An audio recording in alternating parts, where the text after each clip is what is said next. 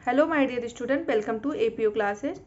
कल यहाँ मैं 11th एनसीईआरटी का body fluid and circulation chapter का नेक्स्ट टॉपिक ब्लड ग्रुप पढ़ा रही हूँ, जिसमें मैंने वहाँ पे थोड़ा सा पढ़ाया था। यहाँ पे मैं फुल कंप्लीट उसको क्लेरिफाई करूँगी, ठीक है। तो ब्लड ग्रुप को एबीओ ब्लड ग्रुप जो होता है उसको किसने बताया था? Karl Landsteiner. और ब्लड ग्रुप जो 4 टाइप्स के होते हैं on the basis of antigen. There are 4 type of blood group on the basis of antigen, ठीक है। A B and O. A blood group होता है which contain A type of antigen. B blood group contain B antigen. AB blood group contain AB antigen and O blood group contain H antigen. First I will clear you that all these antigen formed by the H antigen. देखिए first पहले क्या होता है, H antigen से ही A antigen और B antigen का formation होता है, ठीक है। तो जो H एंटीजन ही आगे A B, तो इसलिए A B सभी प्रकार के एंटीजन का फॉर्मेशन करता है। देखिए जो O ब्लड ग्रुप होता है उसमें बोलते हैं कोई एंटीजन नहीं होता, लेकिन H एंटीजन होता है। जिस ह्यूमन बीइंग में कोई भी एंटीजन नहीं होता है, ठीक है, ब्लड ग्रुप में, उसको H एंटीजन एब्सेंट होता है। जिसमें H एंटीजन भी नहीं होता है, वहाँ पे एक डिजीज होता है जिससे बॉम्बे फिनोटाइप कहते हैं। तो H एंटीजन एक बॉम्बे फिनोटाइप देता है, ठीक है, डिजीज होता है। तो ए ब्लड ग्रुप में ए एंटीजन और एंटीबॉडी जस्ट अपोजिट होता है। अगर एंटीजन ए है तो एंटीबॉडी बी होगा, और एंटीजन बी है तो एंटीबॉडी ए होगा। यहाँ पे एंटीजन ए बी है तो यहाँ पर कोई एंटीबॉडी नहीं होगा। यहाँ पे एच एंटीजन है, एंटीबॉडी ए है। देखिए अब इसके हम डोनर्स को बताते हैं कि इसमें डोनर्स, देखिए जब भी हम ब्लड दिया जाता है या लिया जाता है, डोनर्स के एंटीजन को मैच करते हैं और रिसिपिएंट के एंटीबॉडी को मैच करते हैं, ठीक है। तो यहाँ पे हम एंटीजन एंटीबॉडी अपोजिट होता है जस्ट। और देखिए ये सब इजी है, मतलब नॉर्मल चीज़ें हैं जो सभी आप लोग बचपन से पढ़ते आ रहे हैं, लेकिन एक बार मैं क्लियर कर दे रही हूँ। देखिए ए एंटीजन, अब ए ब्लड ग्रुप, इसके डोनर्स कौन कौन से होते हैं? तो इसमें ए होता और ओ हो जाता है, क्योंकि बी देगा तो यहाँ पे एंटीजन जो एंटीबॉडी अपोजिट होना चाहिए, तो यहाँ ए से मिक्स हो जाएगा, एंटीजन ए और ये मिक्स हो जाएगा तो ब्लड क्लॉट हो जाता है। इसीलिए इसका एंटीबॉडी अपोजिट है, तो ए और ओ, क्योंकि ओ में कोई भी एंटीजन नहीं है। यहाँ पे एच एंटीजन है, लेकिन ऐसा ए बी ओ कोई नहीं है, तो यहाँ पे ब्लड क्लॉट होने का, ठीक है। बी ब्लड ग्रुप का भी वही है कि इसको कौन दे सकता है? बी और ओ। ए बी ब्लड ग्रुप को यहाँ पे कोई भी एंटीबॉडी नहीं है, इसीलिए इसको ए भी दे सकता है, बी भी दे सकता है, ए भी दे सकता है और ओ भी दे सकता है, ठीक है। और यहाँ पे एंटीबॉडी ए बी है, यहाँ पे कोई एंटीजन, इसलिए इसको सिर्फ ओ दे सकता है, ओके। अब एक चीज़ बताइए, एंटीजन जो होता है वो क्या होता है? एंटीजन एक कार्बोहाइड्रेट होता है, ऑलिगोसैकेराइड कार्बोहाइड्रेट है, on which are found on the surface of RBC, ठीक है। एंटीबॉडी क्या होता है? एंटीबॉडी एक प्रोटीन है। तो ऑलवेज बच्चे कंफ्यूज रहते हैं, एंटीजन को हमेशा प्रोटीन बोलते हैं। एंटीजन ऑलवेज एक carbohydrate, oligosaccharide carbohydrate, antibody always glycoprotein, okay. अब यहाँ पे हम RH ग्रुप फैक्टर, जो RH फैक्टर होता है उसके बेसिस पे RH भी एक एंटीजन है, और उसी बेसिस पे RH positive and RH negative, ठीक है। तो जिस फैक्टर पे RH एंटीजन है वो RH पॉजिटिव होता है, और जिसमें RH एंटीजन नहीं होता वो RH नेगेटिव, ठीक है। ये एक अनदर टाइप का एंटीजन होता है जो रीसस मंकी में खोजा गया था और उसके सरफेस पे पाया जाता है। देखिए 80% of people contain RH positive and 20% of people RH negative होते हैं, ओके। मैं आप लोगों को RH इनकम्पेटिबिलिटी पढ़ा रही हूँ, ठीक है। यहाँ पे मैं क्लियर कर रही हूँ। RH इनकम्पेटिबिलिटी क्या है? देखिए इसमें क्या होता है कि देखिए जब RH निगेटिव, जैसे किसी का RH निगेटिव है ब्लड ग्रुप, अगर उसको RH पॉजिटिव का ब्लड दिया जाएगा तो ब्लड क्लॉट हो जाएगा। तो ये प्रोसेस मतलब ये चीज़ें जैसे एक मदर, जैसे सपोज दैट यहाँ पे बाय द एग्जांपल कि जैसे एक ये आपके एनसीईआरटी में दिया है, मैं वही चीज़ क्लियर कर रही हूँ कि जब मदर RH नेगेटिव है, एक मदर RH नेगेटिव है और उसका जो फीटस है अगर RH पॉजिटिव या उसका फादर RH पॉजिटिव होता है तो ये चीज़ें होने की प्रॉब्लम होती है। इससे एक बीमारी होती है जिसको हीमोलाइटिक डिजीज ऑफ न्यूबॉर्न बोलते हैं या इथ्रोब्लास्टोसिस ऑफ फिटालिस बोलते हैं। ठीक है, तो मैं यहाँ पे क्लियर कर रही हूँ, यही मैं क्लियर कर रही थी, पूरा अभी नहीं क्लियर हूँ तो क्लियर हुआ है। तो देखिए जैसे सपोज प्रेग्नेंट लेडी है, उसका ब्लड ग्रुप RH नेगेटिव है और जो फीटस है उसका RH पॉजिटिव है, तो जो पहली डिलीवरी होगी वो तो नॉर्मल होगी क्योंकि अभी दोनों अलग अलग हैं। जैसे क्या होता है जब फर्स्ट डिलीवरी हो गया नॉर्मल हुआ, ठीक है, RH पॉजिटिव बेबी हुआ। अब ये RH पॉजिटिव जो बेबी होता है इसका जो इसमें जो इसके प्लाज्मा सेल होते हैं वहाँ पे अब इसका एक जस्ट अपोजिट, क्योंकि प्लाज्मा सेल और मेमोरी सेल जो इसके प्लाज्मा सेल होते हैं यहाँ पे एंटी RH एंटीबॉडी बन जाता है, एंटीबॉडी है ये एंटीबॉडी, ठीक है, एंटीबॉडी ये बन जाता है जो IgG नेचर। ये जो IgG नेचर होता है ये प्लेसेंटा को क्रॉस कर सकता है। तो क्या होता है थोड़ा सा जो बेबी का जो ब्लड है और जो माँ का ब्लड है मतलब प्लेसेंटा के थ्रू मिल जाता है। तो पहला बेबी तो नॉर्मल हुआ, कोई प्रॉब्लम नहीं। जब सेकेंड बेबी का डिलीवरी होगा तो वो प्लेसेंटा को क्रॉस कर जाएगा। अब यहाँ पे जो मेमोरी सेल है, मेमोरी सेल क्या करता है उस सब, देखिए जब पहला बेबी हुआ तो एंटीबॉडी बन चुका क्योंकि उसको लगा कोई फॉरेन पार्टिकल, उसके लिए तो फॉरेन पार्टिकल्स होगा ना, जो मतलब इसके लिए RH नेगेटिव जो माँ का यहाँ पे प्लेसेंट के फॉरेन पार्टिकल्स होगा। तो जैसे उसको लगा फॉरेन पार्टिकल्स, उसी समय एंटीबॉडी बन चुका है। और फिर यहाँ पे मेमोरी सेल, जब दोबारा वो प्रेग्नेंट होगी लेडी, जब दोबारा सेकेंड टाइम प्रेगनेंसी होगी, जब सेकेंड टाइम प्रेग्नेंट होगी, ठीक है, तो उसमें क्या हो गया, अब यहाँ पे मेमोरी सेल तुरंत एंटी-RH एंटीबॉडी बना देता है, ठीक है,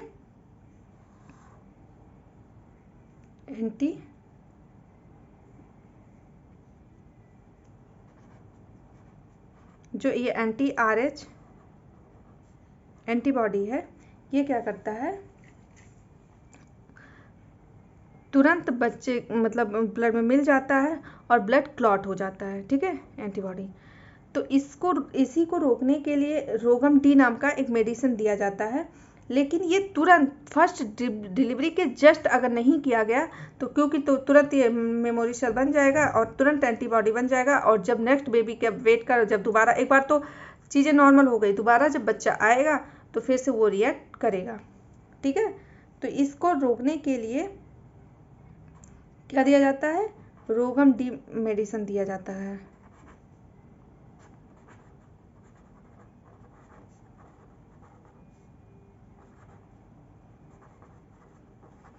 जस्ट फर्स्ट प्रेगनेंसी, तभी ये चीज़ें रोकी जा सकती हैं, नहीं तो उसके बाद तो वो चीज़ें पहले से ही बनी हुई है, तो इसको बनने का मौका ही ना दिया जाए, उसके पहले ही ये चीज़ें लगा दिया जाए, रोगम डी, ठीक है। ये RH बॉडी को जो बना होता है उसको सप्रेस करता है, RH एंटीबॉडी को सप्रेस, ठीक है।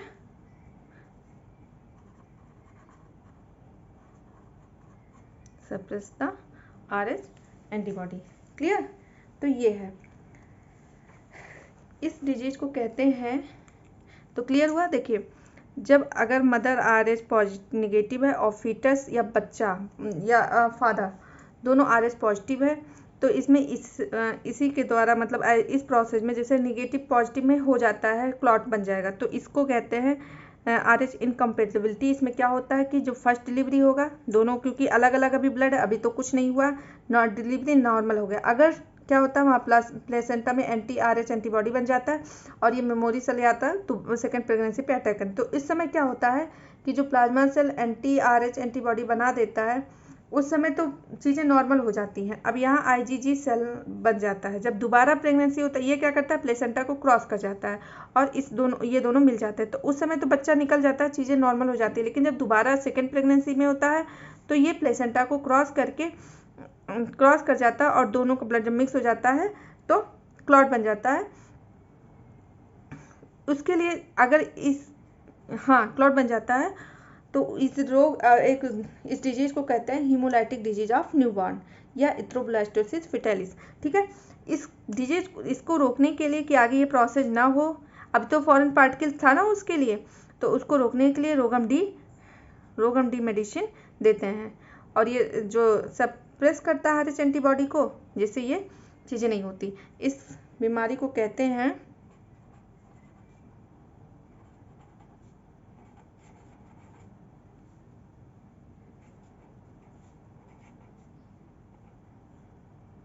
हेमोलाइटिक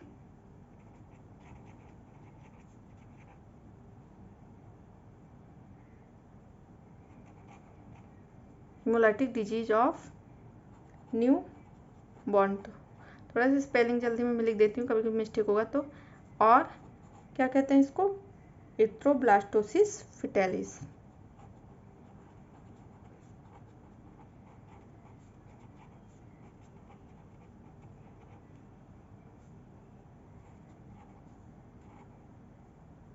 फिटालिस होता है, हाँ फिटालिस।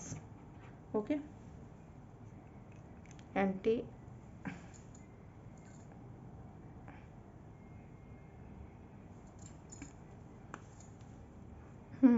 क्या देते हैं इसको? Anti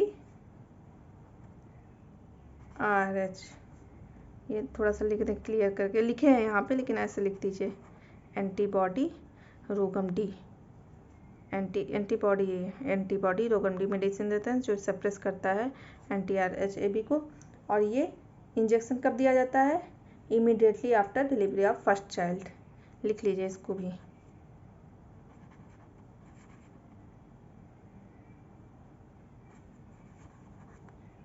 after the delivery of first child. Okay, तो ये क्लियर हो गया आप लोगों का।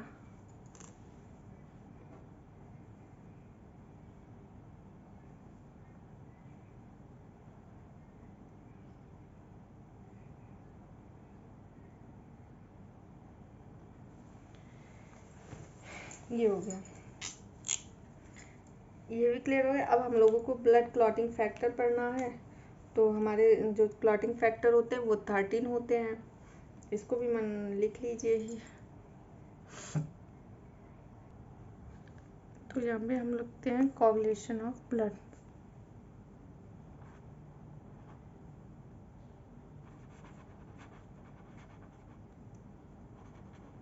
ऑफ ब्लड,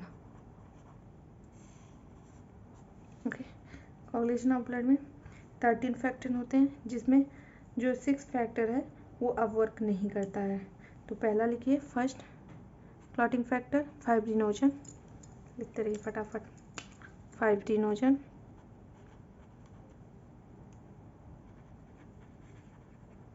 सेकंड प्रोथ्रोम्बिन, हाँ प्रोथ्रोम्बिन।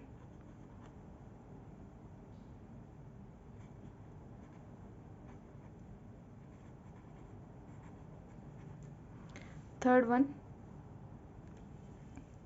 आपके थ्रोम्बोप्लास्ट,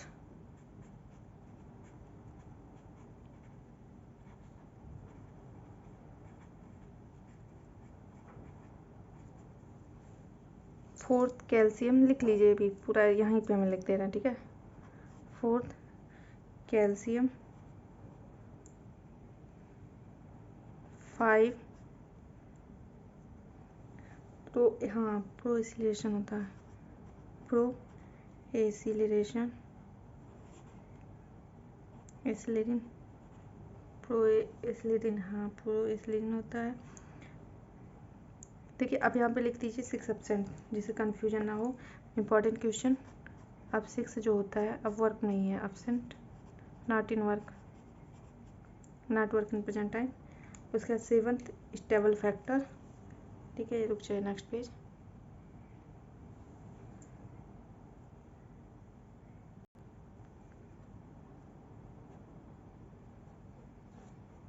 सेवन जो है स्टेबल फैक्टर,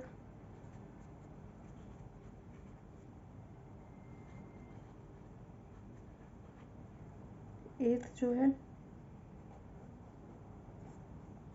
एथ हमारा क्या है, एंटी हीमोफिलिक ए होता है या हीमोफिलिक ए, ठीक है।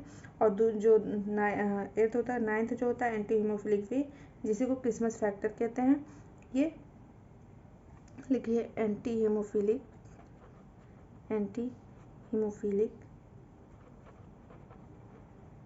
ये हमारा एथ है, एंटी हीमोफिलिक, हाँ फिलिक ए।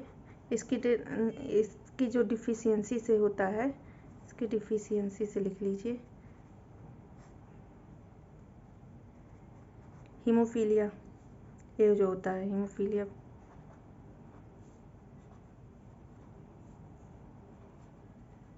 ए, थोड़ा सा कलर चेंज, राइट। 9th जो क्रिसमस फैक्टर होता है ऑलवेज पूछा जाता है। 9th एंटी हीमोफिलिक, यही ये देखिए एंटी हीमोफिलिक ए है, तो ये एंटी हीमोफिलिक ये एंटी हीमोफिलिक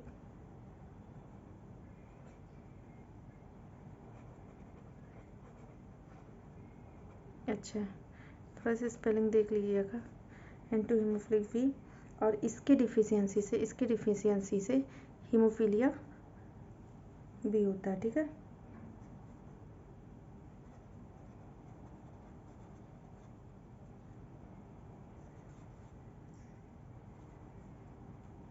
बी, ओके। और जो हमारा 9th हो गया, इसी को क्रिसमस फैक्टर कहते हैं। ये तो मैं लिखाना जो पूछा जाता है, Christmas factor, okay, Christmas factor ये जरूर रखिएगा। और जो हमारा 10th है, स्टुअर्ट पावर फैक्टर,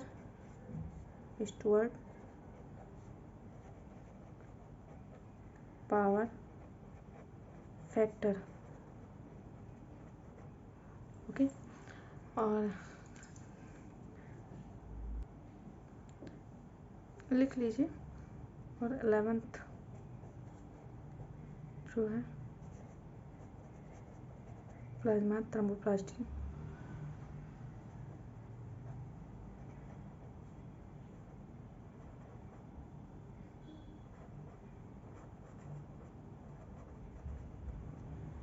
इसके बाद 11th हो गया। हाँ, 12th क्या है, हेगमैन फैक्टर,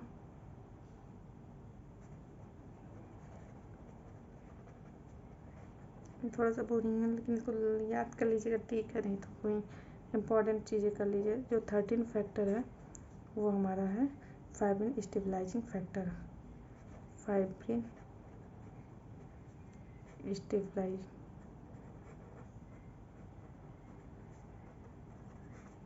फैक्टर, ओके। और लोक्यूलर इंजनी फैक्टर लिख लीजिएगा। अब इसका हम ब्लड क्लॉटिंग टाइम में भी लिख लीजिए। फिर उसके बाद हम थक्का कैसे बनता है, ब्लड क्लॉट बनता है, इसको मैं क्लियर मतलब आपको समझाऊंगी, ठीक है। ब्लड क्लॉटिंग टाइम कितना होता है, यहीं पे लिख लीजिए ब्लड क्लॉटिंग टाइम। एडिशनल चीज़ें ऐसे लिख लिया कीजिए अंडरलाइन करके, मतलब bracket, clotting, blood clotting time कितना होता है, 3 to 5 मिनट होता है ना, blood clotting time 3 to 5 minute. और ब्लड क्लॉट फैक्टर क्या होता है, blood clot factor serum, blood से जब क्लॉट फैक्टर निकाल देंगे तो क्या होगा, सीरम। ब्लड से यहाँ पे क्लॉट फैक्टर निकाल दिए तो क्या बचा, serum, okay. Blood minus clot factor serum, ये हमारे ब्रैकेट चीज़ें हो गई। अब हम आपको ब्लड क्लॉटिंग क्लियर करेंगे। तो ब्लड क्लॉटिंग टाइम याद कर लीजिएगा, और ब्लड में से जब क्लॉट फैक्टर निकाल देते हैं तो उसको सीरम कहते हैं, ठीक है। अभी तो लिम्फ क्लियर करेंगे तो और भी क्लियर होगा। देखिए थोड़ा सा मुझे अपने एनर्जी लेवल देखिए, सपोज ये हमारा इंजर्ड टिश्यू है, ब्लड क्लॉटिंग में मैं बता रही हूँ कैसे होता है, ब्लड क्लॉटिंग प्रोसेस बता रही हूँ, ठीक है। प्रोसेस कैसे है। सपोजिटरी हमारा इंजर्ड टिश्यू है, ठीक है, और जब इंजर्ड टिश्यू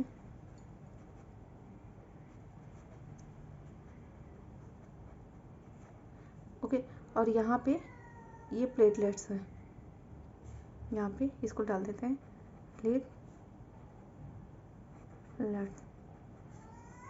डिपोजिट। ओके, अब ये दोनों क्या करते हैं, रिलीज करते हैं, रिलीज, यहाँ पे भी रिलीज होता है, दोनों मतलब थ्रोम्बोप्लास्टिन, क्या रिलीज होता है, थ्रोम्बोप्लास्टिन,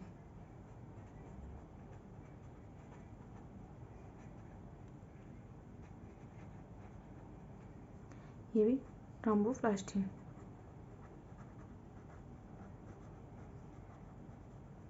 ओके, और ये दोनों कैल्शियम आयन की उपस्थिति में एक एक्टिवेशन ऑफ एनर्जी करते हैं जो प्रोथ्रोम्बिकाइनेज होता है, ठीक है, presence of calcium ion, activation of enzyme, थोड़ा टेढ़ा लिख रही हूँ, एक्टिवेशन ऑफ एंजाइम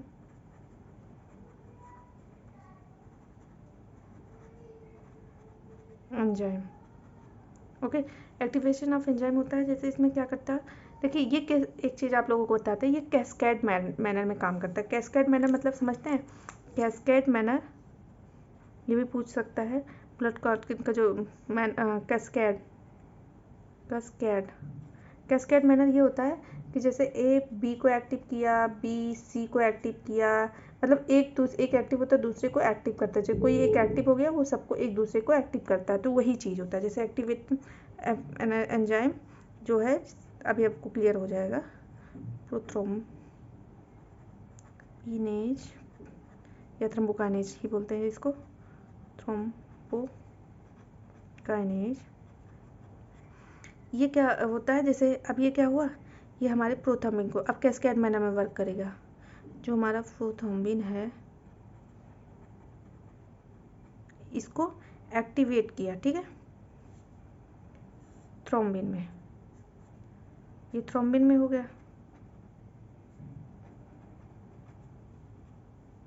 ये देखिए ये क्या होता था, सॉल्युबल था, और कहाँ लीवर में बनता है, इसका फॉर्मेशन कहाँ होता है, इन लीवर, ठीक है, लीवर में होता है, ये चीज़ लिख लीजिएगा। अब ये थ्रोम्बिन में चेंज हो गया, जो इनसॉल्युबल है, इनसॉल्युबल है। देखिए अब ये जो थ्रोम्बोकाइनेज है, ये फाइब्रिनोजन को देखिए कैस्केड मैनर में ये इसको किया प्रोथ्रोम्बिन को, और अब ये थ्रोम्बिन क्या करेगा, ये काम क्या करेगा, ये अब ये फाइब्रिनोजन को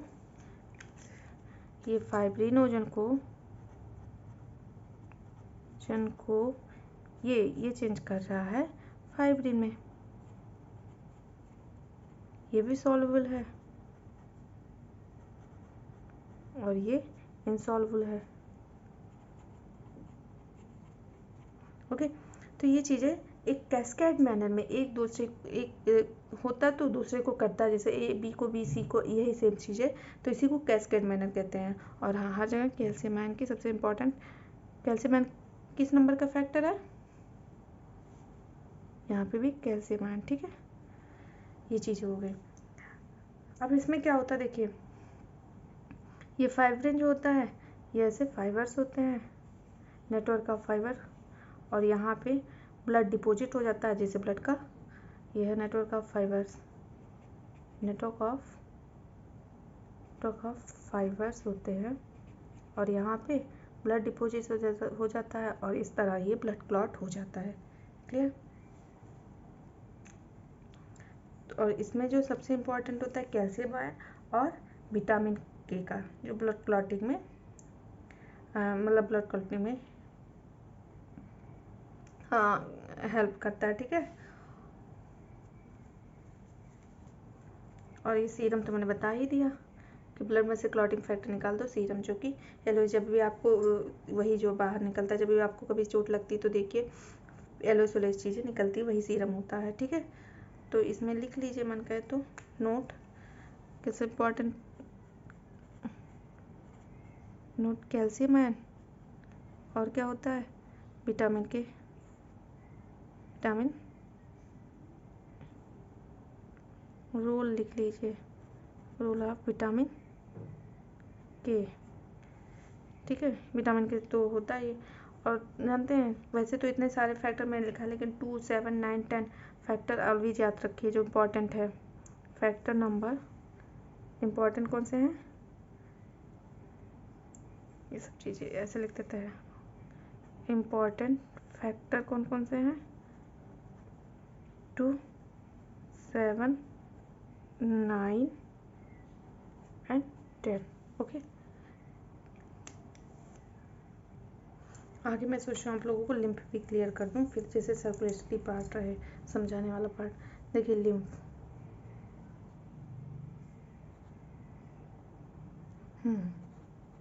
लिम्फ भी थोड़ा सा क्लियर करूँगा, बहुत ज़्यादा नहीं पढ़ाना है, थोड़ा सा। इसको टिश्यू फ्लूइड कहते हैं। Okay, tissue fluid. देखिए जो लिम्फ क्या होता है, ब्लड में से जो आरबीसी और प्लेटलेट्स निकाल लो, इन ब्लड से क्या क्या निकाल दो, आरबीसी निकाल दिया और प्लेटलेट्स निकाल दिया, तो बचा क्या इसमें, डब्ल्यूबीसी में। और डब्ल्यूबीसी में भी आपके लिम्फोसाइट, ब्लड में क्या क्या होता है, ब्लड में आपके होता है प्लेटलेट्स। हाँ देखिए ब्लड में होता है आपके, ब्लड में के कंपोजिशन में क्या होता है, प्लाज्मा होता है। ठीक है, प्लाज्मा होता है और हमारे कॉर्सेल्स होते थे, तो जो प्लाज्मा तो है ही, उसके बाद हमारा क्या हुआ, कॉर्सेल्स में आरबीसी होता है, डब्ल्यूबीसी प्लेटलेट्स डब्ल्यूबीसी होते थे, प्लेटलेट्स होते थे। तो हम आरबीसी और प्लेटलेट्स को निकाल दिए, तो इसमें क्या बचा, इसमें बचा हमारा प्लाज्मा और डब्ल्यूबीसी में लिम्फोसाइट। ठीक है, ओके, तो यही होता है हमारा लिम्फ। जैसे ब्लड में से आरबीसी निकाला, प्लेटलेट्स निकाला, तो हमारा क्या बचा, प्लाज्मा बचा और लिम्फोसाइट बचा, यानी डब्ल्यूबीसी बचा, तो इसी को लिम्फ कहते हैं। क्लियर, जैसे इसको हम थोड़ा सा बाय द फिगर ड्रॉ करके आपको क्लियर करूँगी, जल्दी से कोशिश करती हूँ। सपोज दैट मेरा हार्ट है, हमारा हार्ट है, सपोज सबका हार्ट है, यहाँ पे ये हार्ट है। ठीक है, हार्ट है, हार्ट का भी जब मैकेनिज्म आपको समझाएंगे तो चीज़ें ज़्यादा क्लियर होगी, लेकिन मैं ऐसे बता रही हूँ आप लोगों को। देखिए ये हार्ट है, हार्ट से ऑक्सीजनेटेड ब्लड आता है बाय द आर्टरीज, आप लोग तो जानते ही होंगे, या नहीं जानते होंगे तो अभी क्लियर हो जाएगी। आर्टरी से आता है आर्ट्रियोल, और फिर यहाँ आर्टरी में टूट जाता है। ये चीज़ें जब क्लियर करेंगे तब आ जाएगा। देखिए अब यहाँ पे कैपिलरीज होते हैं, बहुत छोटे छोटे छोटे छोटे होते हैं। जानते हैं जो हमारा ब्लड का साइप बाई कनकेव क्यों होता है, क्योंकि कैपिलरीज इतने छोटे होते हैं कि इससे एक्सचेंज नहीं हो पाएगा, इसलिए इसको कैनकेव शेप में किया गया है। और ये हमारा, तो ये हमारा कैपिलरीज हो गया। आगे कैपिलरीज, ये देखिए, और यहाँ पे टिश्यू है, तो टिश्यू में हमारे हमेशा ग्लाइकोलिसिस, क्रेब्स साइकिल, ये सब चीज़ें होती रहती है। तो यहाँ पे टिश्यू में, टिश्यू यहाँ पे सारी रिएक्शन होती हैं, ग्लाइकोलिसिस, क्रेब साइकिल स्ट्रक्चर। ठीक है, क्रेब साइकिल, ये सारी चीज़ें। तो इसमें जानते हैं इस समय यहाँ पे CO2 ज़्यादा बनता है और ऑक्सीजन का लेवल कम होता है, और ये ब्लड ऑक्सीजनेटेड ब्लड होता हुआ यहाँ पे जो हमारा कैपिलरीज होता है इसमें ऑक्सीजन ज़्यादा होता है, CO2 कम होता है, तो यहाँ पे डिफ्यूजन प्रोसेस होता है, डिफ्यूजन प्रोसेस में छन जाता है। यहाँ डिफ्यूजन प्रोसेस द्वारा कैसे ये सांस लेती है, कैसे ये ग्लाइकोलिसिस क्रेब साइकिल होता है, जब हमें ऑक्सीजन की रिक्वायरमेंट होती है तो ऑक्सीजन हमें क्या होता है, by the diffusion process. Diffusion process क्या होता है, हाई कॉन्सेंट्रेशन टू लोअर, तो यहाँ पे CO2 ज़्यादा होता है, तो CO2 यहाँ से यहाँ पहुँच जाता है और ऑक्सीजन यहाँ से यहाँ आ जाता है। अब जब CO2 यहाँ पहुँचता है तब ये हो जाता है वेन में, जल से जो आपके ग्रीन कलर के जो आपके वेन्स दिख रहे हैं आपके बॉडी में, तो वेन्स में अब यहाँ पे CO2 ज़्यादा हो गया, तो ये क्या हो गया, वेन्यूल्स बन गया। ठीक है, ये वेन्यूल हो गया। अब यहाँ पे CO2 ज़्यादा है वेन्यूल्स में, अब ये यहाँ पे CO2 चेंज हो गया ना, इंटरचेंज हुआ तो यहाँ पे CO2 ज़्यादा हुआ। अब ये वेन बन गया, उसके बाद वेन, और ये वेन फिर जाके सुपीरियर वेना इन्फीरियर वेना को की तरह हार्ट में मिल जाता है। फिर यहाँ से CO2 वाला ब्लड होता है, ये ऑक्सीजन ब्लड होता है, फिर ऐसे ऐसे ऐसे ऐसे प्रोसेस होता रहता है और यहाँ पे इंटरचेंज होता रहता है। हमारी बॉडी में CO2 बॉडी मतलब टिश्यू लेता रहता है, ऑक्सीजन देता है, यहाँ से ऑक्सीजन आता है, CO2 देता है, ऑक्सीजन लेता है, ये प्रोसेस बार बार होता है। तो इसमें क्या होता है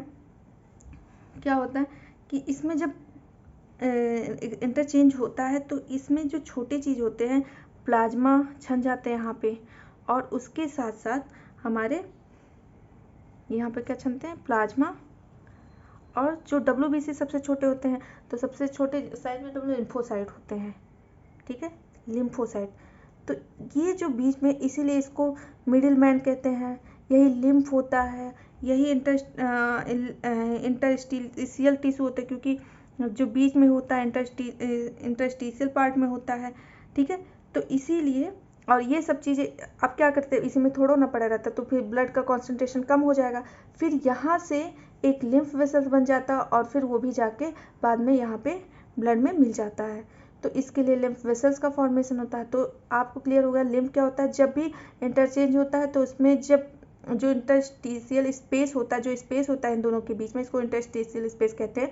इसके बीच में जो ब्लड छन जाता है, जैसे प्लाज्मा जो और वो जो छोटे WBC होता है, लिम्फोसाइट होता है, छन जाते हैं। तो इसीलिए इसी को लिम्फ कहते हैं, इसी को मिडिल मैन कहते हैं। इसी को मिडिल मैन कितना, मिडिल मैन इसलिए है क्योंकि दोनों के बीच में एक मिडिल मैन की तरह वर्क करता है। इसी को इंटरस्टिशियल सेल कहते हैं। तो क्लियर, यही होता है। इसी को एक्स्ट्रा सेलुलर फ्लूइड कहते हैं, हाँ, क्योंकि यहाँ बाहर है ECF में। तो ये चीज़ें हो गया। तो लिम्फ को क्या कहेंगे, लिम्फ लिख लीजिए। लिम्फ को आप कैसे डिफाइन करेंगे, क्लियर हो गया ना। लिम्फ को ही ECF कहते हैं और इंटरस्टिशियल सेल बोलते हैं। इसी को मिडिल मैन बोलेंगे भाई, मिडिल मैन और लिम्फ, ओके, और लिम्फ। अब ये तो क्लियर हो गया। लिम्फ क्या हो गया, लिम्फ क्या होता है, लिम्फ प्लाज्मा, देखिए प्लाज्मा और लिम्फोसाइट, यहाँ पे लिम्फोसाइट लिख लो क्योंकि ये सबसे छोटे होते हैं WBC। Plasma plus lymphocyte, clear, lymphocyte. दूसरा, ब्लड में से और भी लिम्फ को कैसे डिफाइन कर सकते हैं, ब्लड से आप क्या क्या निकाल दो, RBC निकाल दो, प्लेटलेट्स निकाल दो, और मैक्रोप्रोटीन निकाल दो, ये भी निकाल सकते, मैक्रोप्रोटीन लिख लो, मैक्रोप्रोटीन, ठीक है। या और करके लिखो। फिर और कैसे डिफाइन कर सकते हो, प्लाज्मा प्लस WBC में वही चीज़ जो लिखा है ऊपर, लिम्फोसाइट, जिस भी तरह से आप लोग क्लियर हो जाएं। तो यहाँ तक मुझे लगता है बहुत अच्छे से क्लियर हुआ होगा, ठीक है। एक चीज़ और, अब यहाँ से एक चीज़ और मन करे तो लिख लीजिए, थोड़ा सा मतलब डिफाइन करके मैं बताना चाहती हूँ, सोचती हूँ लिखाऊँ कि नहीं, लिख लीजिए।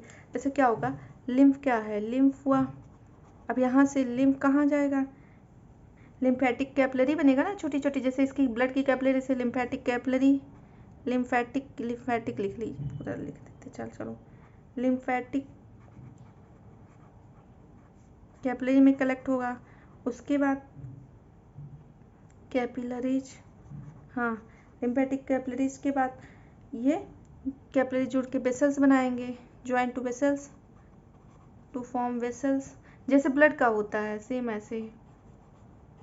और ये वेसल्स दोनों क्या करेंगे, दोनों साइड से कलेक्ट होके वेन में जो वेसल्स होंगे लिम्फेटिक वेसल्स, बाद में दोनों वेन में ओपन हो जाएंगे। फिर ये पूरे ब्लड की, नहीं तो ब्लड का कॉन्सेंट्रेशन कम हो जाएगा ना, जब इसका एक्स्ट्रा सेलुलर फ्लूइड निकल जाएगा तो ब्लड का, फिर उसके बाद मिल जाते हैं। फिर यही प्रोसेस होता रहता है, छनता रहता है, वेसल्स आपस में कलेक्ट होके कहाँ मिल जाते हैं,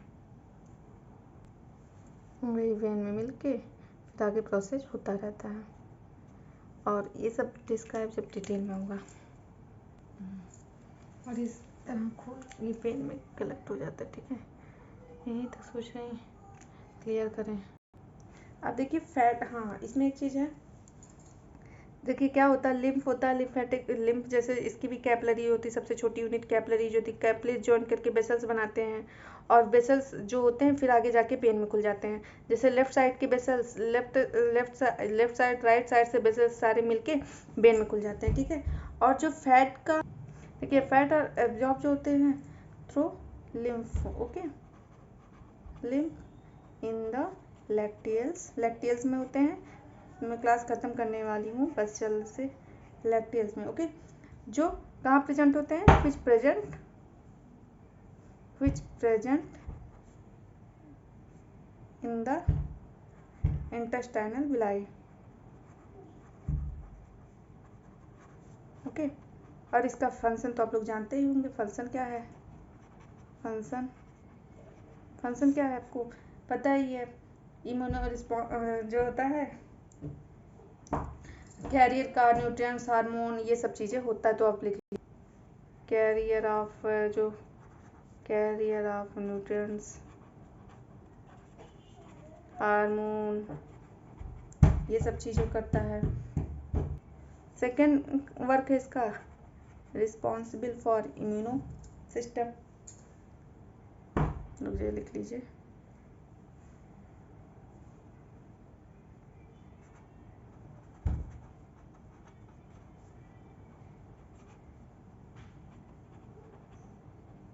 इम्यूनो रिस्पॉन्स।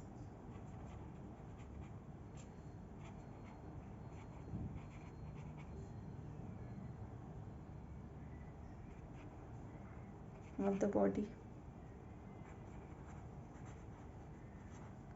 तो आज का क्लास मैं यहीं बंद करती हूँ।